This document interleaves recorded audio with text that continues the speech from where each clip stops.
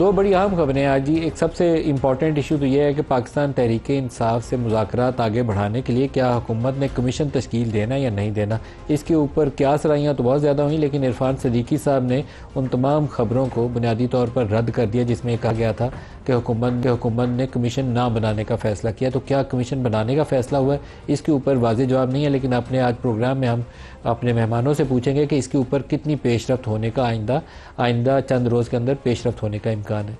दूसरा important issue 26वीं आइनी तरमीम, ये एक थॉर्नी इशू है। कोर्ट के अंदर भी सारे जजेस लगता नहीं है कि इस चीज़ को बड़ी खुश दिली से उन्होंने कबूल किया है। जो कुछ 26वीं आइनी तरमीम के बाद सुप्रीम कोर्ट के दायरा कार या उसके इख्तियारात के हवाले से जो तरमीम आई, जो आइनी बेंच बना, चीफ जस्टिस का रोल उसमें कितना बढ़ा या घटा, उसके ऊपर भी कुछ मामला आज भी कोर्ट के सामने थे। अब वो जो चैलेंज है उसके ऊपर, उसके लिए भी 27 तारीख को 8 रुकनी बेंच तश्कील दे दिया गया है। 7 रुकनी तो पहले ही आइनी बेंच मौजूद है, उसमें जस्टिस आयशा मलिक उस बेंच के अंदर उनको शामिल किया गया 8वें रुकन के तौर पर। तो दोनों खबरों को आज के प्रोग्राम में डिस्कस करेंगे।